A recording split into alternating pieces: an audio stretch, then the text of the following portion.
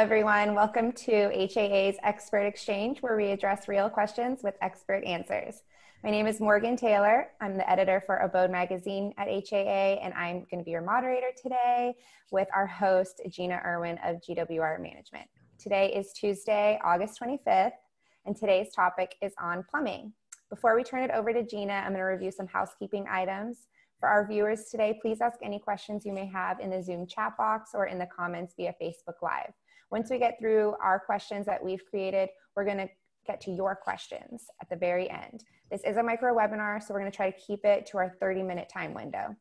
As a reminder, this is our last expert exchange for August. We're going to go on a short hiatus during the month of September, and we'll bring expert exchange back to you guys in October. So please keep your suggested topics coming, and we'll review them for the October schedule. A quick disclaimer, we are not public health experts or attorneys. This webinar is provided for general information purposes only and does not constitute legal or professional advice. No member should act on the basis of any material contained in the webinar without obtaining proper legal or other professional advice specific to their situation. Please consult with your management company or property owner to address specific issues and to form your own company guidelines. And with that, I'll turn it over to Gina. As always, thank you so much, Morgan. I appreciate the intro. My name is Gina Irwin. I'm with GWR Management. And as Morgan said, today we are going to talk plumbing. And we have expert Mark Park with AAA Plumbing. Mark is a vice president and second generation of AAA Plumbers, which was started by his father and his father's business partner in 1984. He's worked for the family business for over 21 years following his service in the U.S. Army. Thank you for your service. Mark has a bachelor's degree in business administration from the University of Houston, and he is an NAA Certified Apartment Supplier credential holder. Very impressive. Thank you for joining us, Mark. Good afternoon. Thank you guys for having me. Yeah, of course.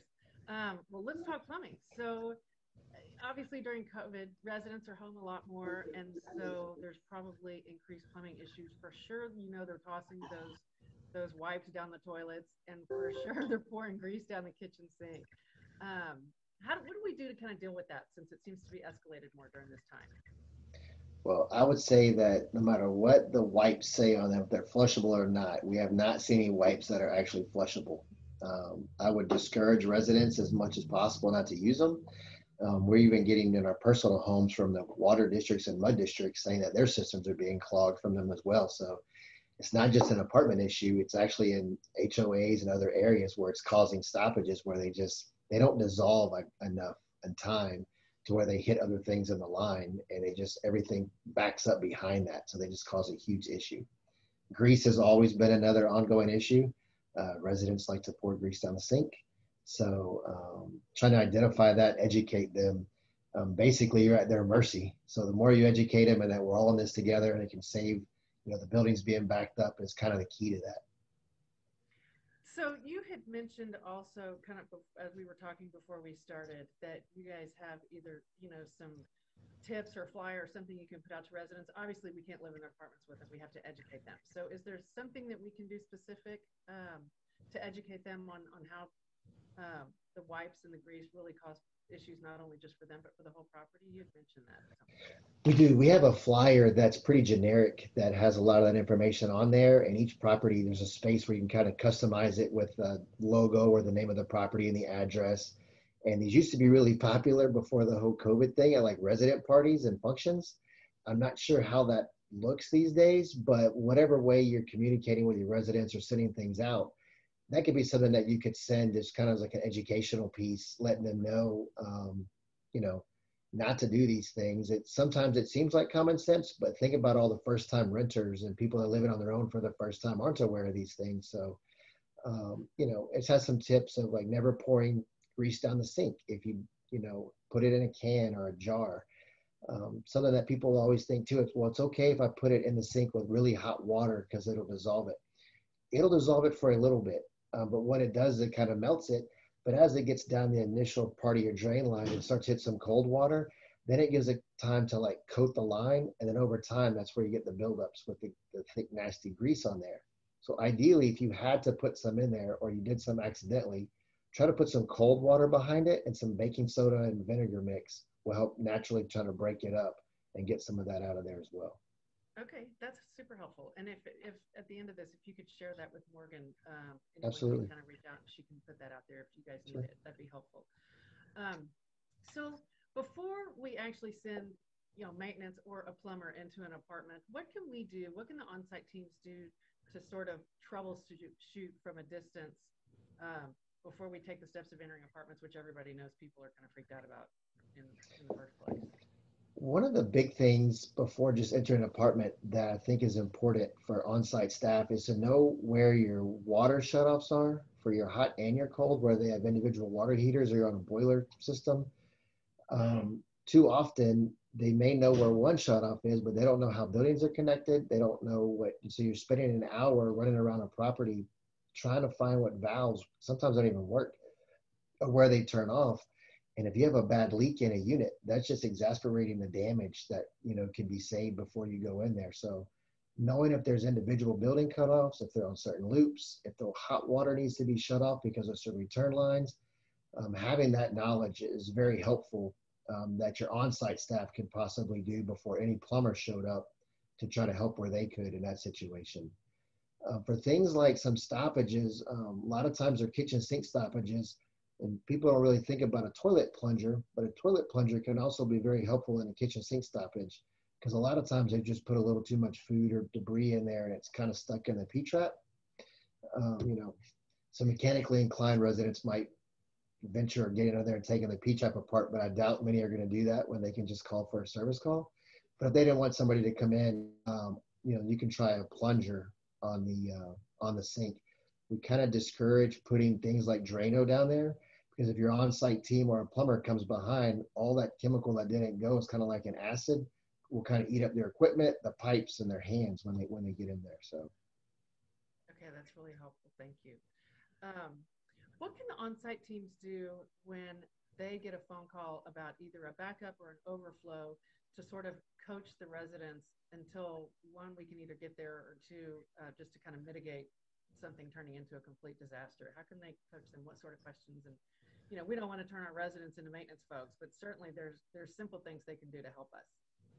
Right. So having them have some kind of understanding that all their drain lines are interconnected.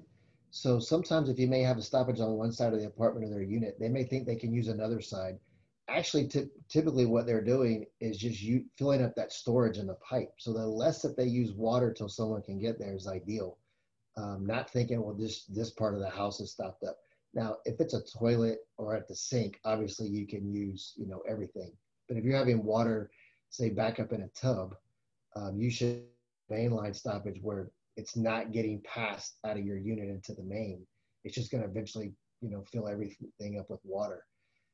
That gets a little more difficult when you have multi-stories and it's the person on the first floor and there's a stoppage, because then when the drains come down, the people on the second or the third floor using water, it will start coming up in the first floor unit. So when that gets identified, whatever communication, some people have text and emails and these ways they communicate with residents, if they can let people know in that affected area, hey, we got an issue. If you guys can help us out by not using some water or decreasing it until we get it fixed, can also help. So is there anything else that just prompted another question that's not on my list? Is there anything else besides the obvious, turn your water off behind the toilet or turn your water off under the sink? Is there anything else that's simple that we can coach residents on before we can get there if there is an overflow?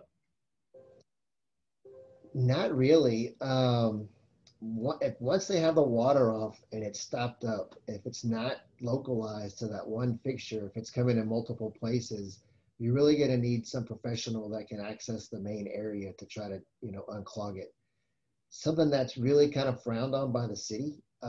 Years ago, if you know what a clean out is, they used to have the little spring tops. They were flat on the top, and when they got pressure, it would allow it to pop up and the water would come out and it would alleviate some of the pressure so you wouldn't have the water damage in the unit. Those have all been, taken out of the code because the city's stringent on having sewage material on the ground. What you'll find, though, is you either want the sewage inside or outside. So sometimes residents we've caught, they go out and they take the cap off. They know where it is if it's by their unit, and then, all the tissue stuff flows outside. So while they'll do that, that's a big no-no if you get, the 311 or another resident were to call about, the sewer on the ground, but it does stop the damage from the inside. So it's one way it's a positive, one way it's a negative. We want the damage inside, outside. Typically, we would say let it be outside. The city says it's your problem, put it inside, don't put it on the ground. So you're a loss kind of at that. But once it's past the main, into the main line, I'm not sure there's a whole lot that a resident could do or help, especially with multi-floors and multiple residents using water. Okay, that's fair. Okay, we're going to kind of shift in a different direction. What sort of plumbing maintenance should the on-site teams not take for granted that could, later become something forgotten or later become a much, much bigger issue? A couple of the main things we see that could probably style calls are boiler maintenance and lift station maintenance. And not everybody's going to have a lift station, but the properties that do, for some reason, everything with a lift station is very expensive. So it always gets kicked to the, we can do all these other things, besides this. But when they go out or the pumps go out, then the whole property, and usually have sewage on the property. So getting your lift station cleaned out once a year, pumped out, checking the grinder pumps, and even more than that, everybody usually has the boilers. And the new low NOx style boilers, if you have an on-site team that's been in the industry a long time and they're used to the old atmospheric style, they didn't have these filters that needed to be cleaned. We usually say monthly. We've seen some that you can clean every couple of weeks if they're by a laundry room.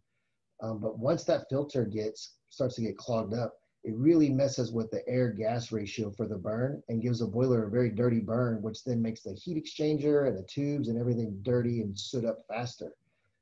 So it's a very simple thing to do, and it gets overlooked just because, they've been out for several years, but it's hard to make new habits of getting there and checking those things.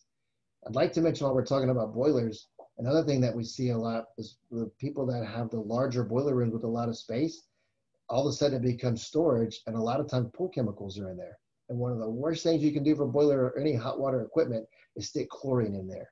Just like you can smell the chlorine when you go in the room, those fumes get in there and it attacks all the internal parts of the cupronickel and the copper and all the metals and the piping and the boilers and just deteriorates it. So storing chemicals, especially pool chlorine in boiler rooms, should be a big no-no on your property. Got it. Okay, well, hopefully there's a lot of maintenance folks watching, because you definitely lost me in the first part of that explanation. I got the full chemicals. That's pretty simple English, but that's fantastic. It's very helpful. Thank you. So let's talk about silent leaks. Can you, one, explain what silent leaks are, and then kind of tell us how do we determine if there is a silent leak before we enter an apartment? Okay. A silent leak, typically when you hear a toilet running all the time, there's an overflow tube in the toilet, and usually the float's set wrong, so it's just a constant running of water that you can hear. A silent leak is where the flapper hits the fill valve, and usually they just deteriorate over time and they get eaten up with the water. It's where water is just slowly leaking from the tank into the bowl. And every once in a while, you'll hear the little fill valve just for half a second, and it's hard to hear. And a lot of times we find in units, the air handler for the ACs in the bathroom and these other things are going on. So sometimes these sounds you think you would hear, maybe in a residential house, you're not going to necessarily hear it in an apartment home. So an easy way to check for that is to have your resident put a couple of drops of food coloring in the tank. And then if it comes in the bowl without flushing, you know you have a leak of that water coming into the bowl because you'll see the colored water. Okay, well, that's super handy. And as long as I've been doing this, I don't think I've ever heard that. Can you make sure that's on your little tips flyer that we talked about earlier today? Sure. That's really helpful. Okay, sticking with the silent leaks, what other issues or are considered silent besides, obviously the toilet? What else is there?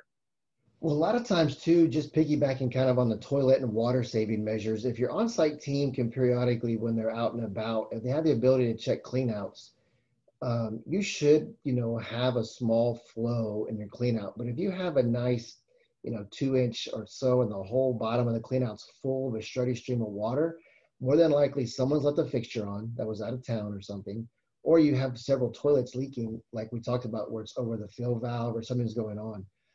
You shouldn't have a constant flow in your cleanout all the time. It should fluctuate as people are using water.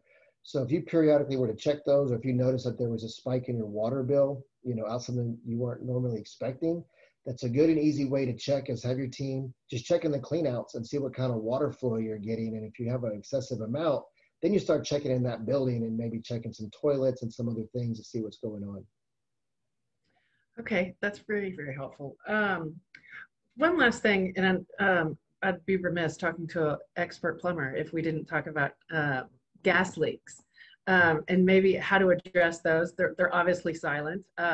So can you talk about gas leaks a little bit? And you know, I'm on the management side. So number one rule everybody says, for God's sakes, don't call the city because they're going to shut your whole property down. But you know, that's probably a standing joke. And really there is a real concern there. So if you could talk about that too. Sure. So if you don't know, the natural gas is odorless. So the sulfury, egg, rotteny type smell you smell is like a sulfur they put in it so you can smell it if there is a leak. And so the kind of the easy saying is, if you smell gas, call your plumber. If you hear gas, that's when you call the city and run, like get out. And the difference is that when you're smelling gas, you know, past some kind of hot water equipment, it's already gone past a regulator. So it's gone from a high pressure line into a low pressure line, and now you're just talking about ounces. And typically it's dissipated in the air. Unless you're right at the source, it's not anything that's going to cause an explosion or cause damage to somebody. If you hear gas, that means it's on the other side on the supply line where it's high pressure and you hear the blow in or the hissing. That's the stuff we've seen in the news, you know, around the country where it's blown up homes and backhoes that are excavating just these big explosions. That's on the high pressure, you know, high pressure lines. You're typically not going to have an issue with that on a property unless you have some kind of contractor or utility people out towards the street or before your meters doing some kind of digging where they would hit something like that.